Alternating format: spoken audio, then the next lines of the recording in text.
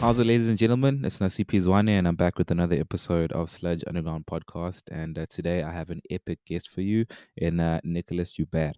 This is an amazing artist. He's obviously a singer songwriter, he's a model, and he's also an academic as well, which is why I'm really excited to just be jumping into everything that he does, how he finds the right balance, and essentially how he goes about maintaining his music career and being so successful at it.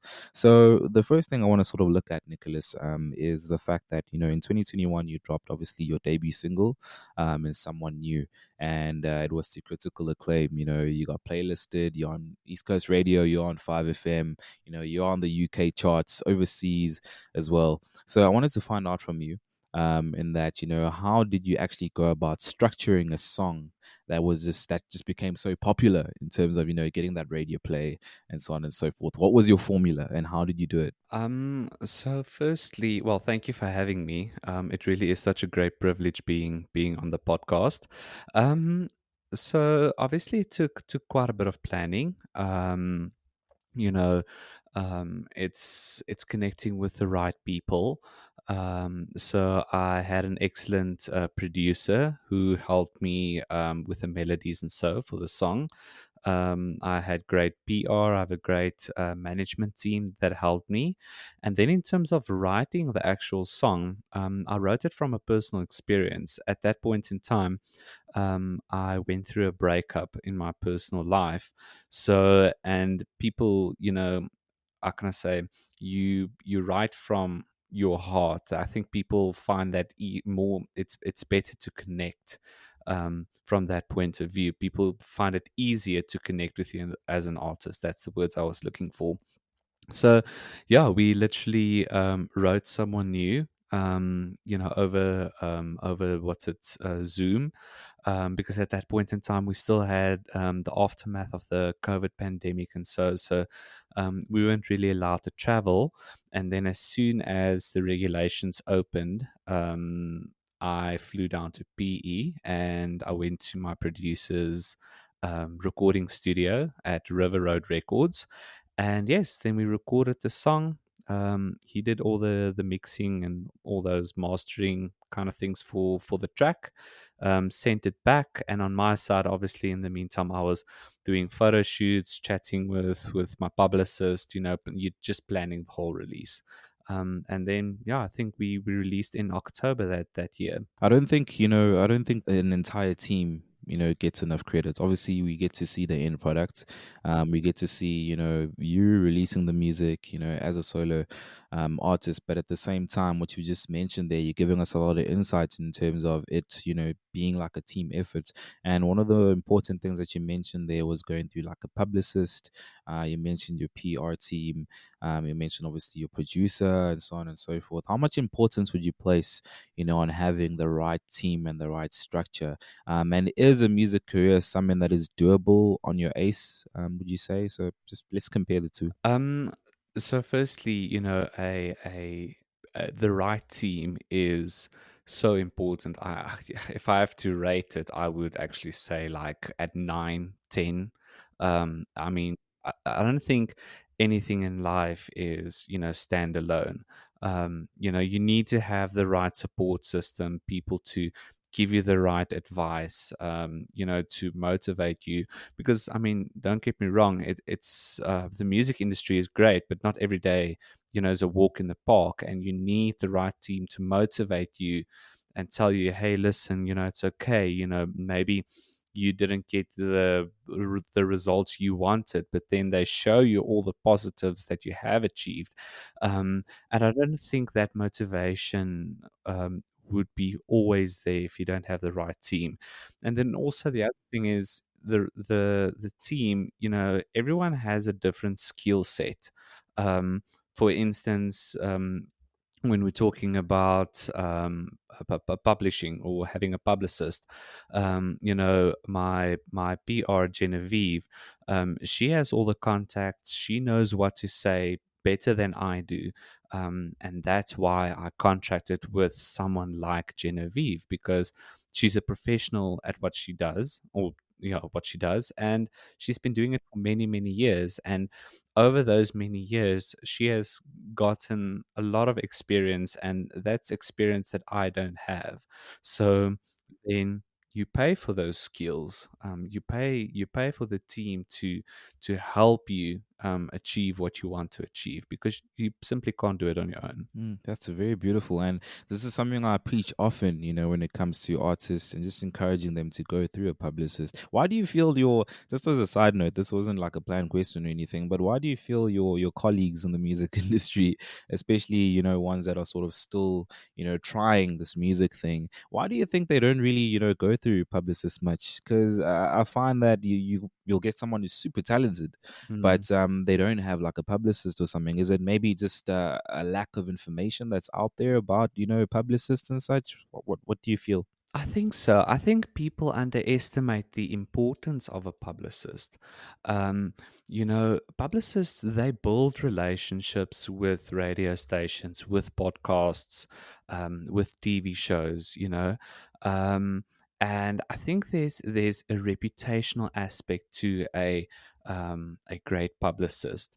And, as much as it's great being on radio, and that's also, it's not a right, it's a privilege. Radio, they don't have to playlist your songs. And I know as an artist you think, oh, this is a great song, you know radio, TV has to pick it up. And yes, it might be a good song, but it's not a right.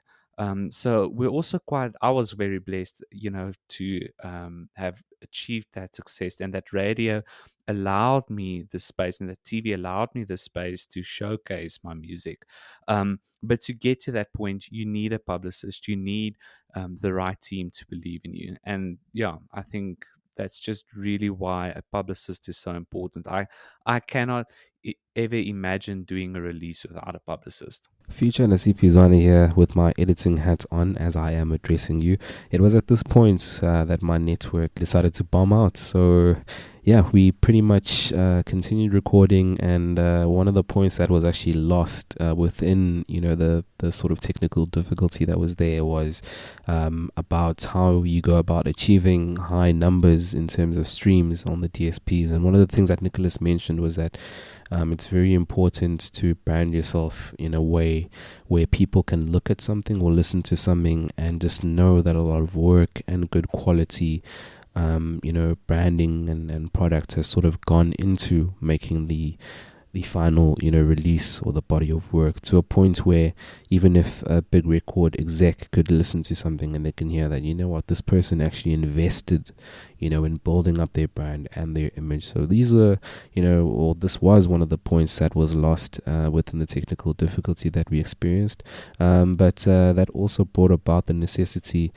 to then switch to Microsoft Teams. So you might notice as you'll be listening onto this interview that there was a bit of a dip in quality, but I do assure you that the rest of the stuff that Nicholas and I touch on could definitely help you out if you're looking at improving or ways to improve in your musical journey. If you are a musician or whatever it is that you might be doing, these are practices that you're able to apply in the profession that you're in. So do continue to listen until the end and pick up on some of those gems. And thank you for tuning in this far once more. 2 hours later. Awesome. So as I said, obviously right at the beginning of the show is that you've got a lot of things that you're doing. So how do you go about finding the right balance between all three, considering that they're all very demanding professions as well? I think it's all about prioritizing. For the past 2 years, by the time I released Someone New, I wasn't studying. By then, I finished my undergraduate degree. So at the end of that year, I got admitted to do my honors. So last year I was busy with my honors, and then at the end of last year, I got admitted to do my masters, which I did this year. So it's all about prioritizing. The University of Pretoria gave me an excellent opportunity to pursue my postgraduate studies. So that became a priority, for me. So, yes, you focus. I mean, yes, it does mean that you do not have as much spare time as you'd like, but it's only for 2 years, and then you qualified at master's level. in my case now.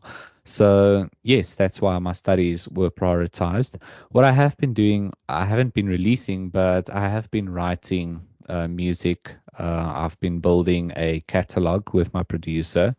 So from next year, I'll hopefully be able to release. Well, not hopefully, I'm planning a release next year. Also, the other day, I received a bursary from SAMRO that I applied for. So I'll be doing a music business course with them from January up until March.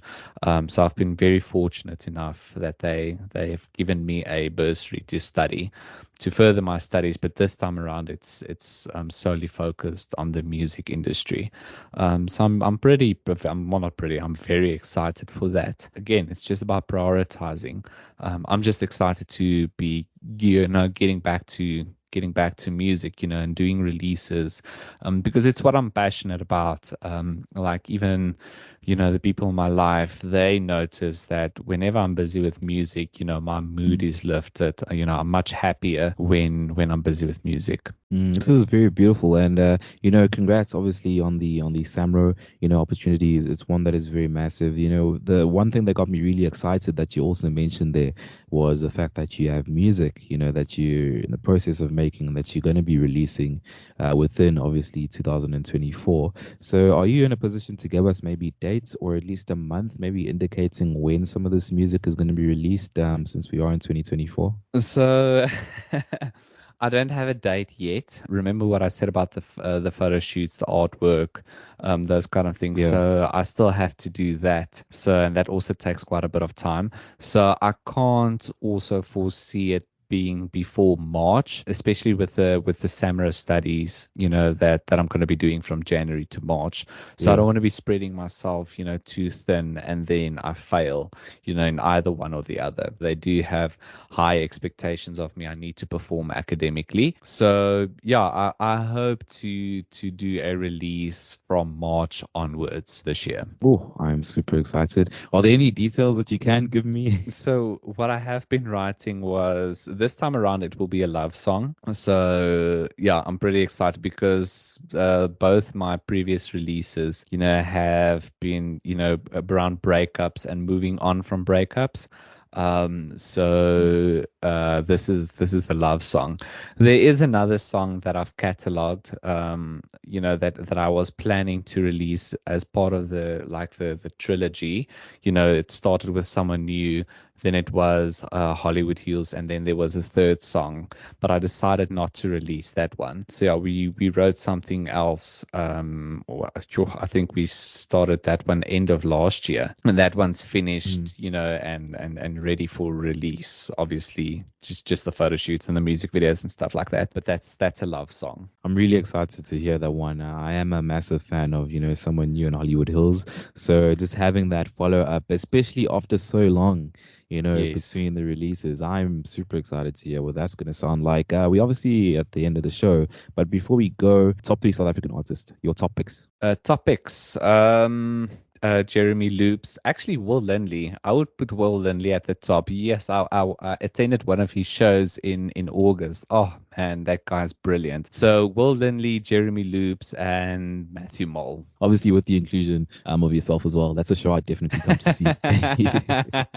Thank you so much. I really appreciate the kind words. Hey, Nicholas, I can't thank you enough for joining me on the show. I feel like I've learned, quite a bit from you in terms of, obviously, if we are unpacking the show, Someone New, obviously, having been playlisted on radio, you gave us the breakdown in terms of how to go about, writing the perfect song that is suitable for radio, and the importance of a publicist, and basically the best way to balance out everything that you've got going, if you have quite a bit going, and then obviously your top picks as well. And I really hope that the listener has learned a lot as well. And obviously, with that being said, if anyone who has thoroughly enjoyed this episode wants to continue following Nicholas on his journey, where should they sort of find you? So they can find me obviously on socials, but I do have a website that links to all my socials. So the website is at www.nicholasjoubert.co.za.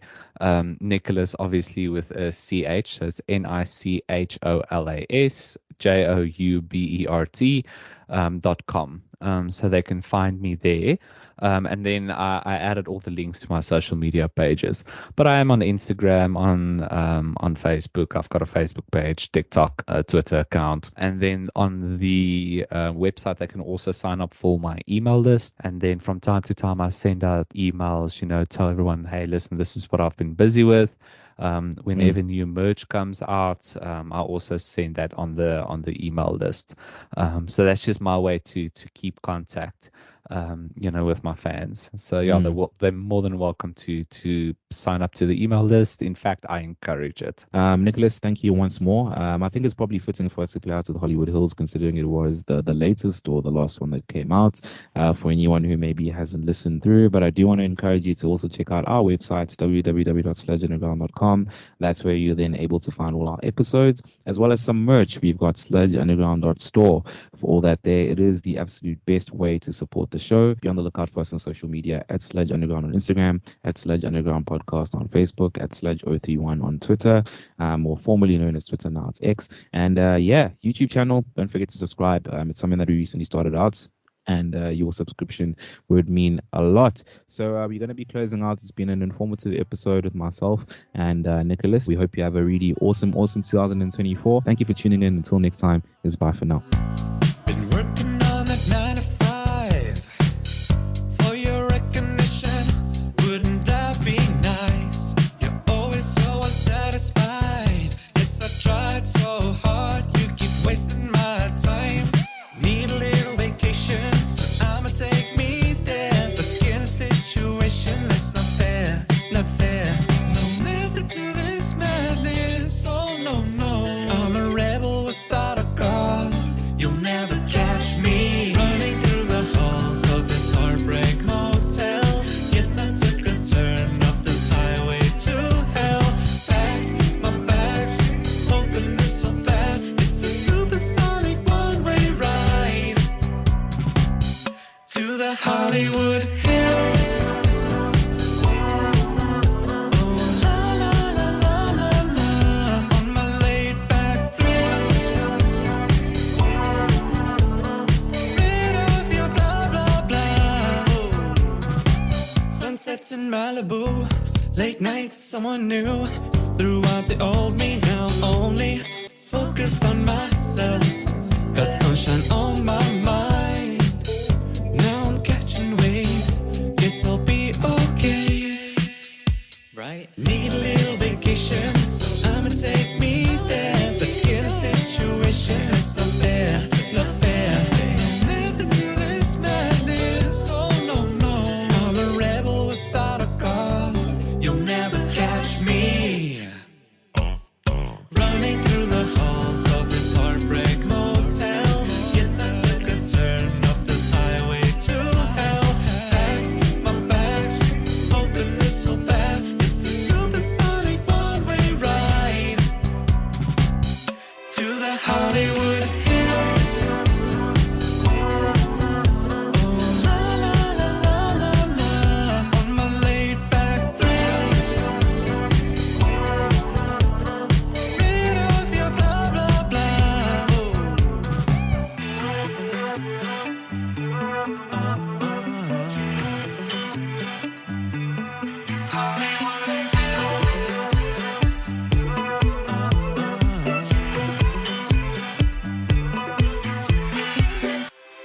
Hollywood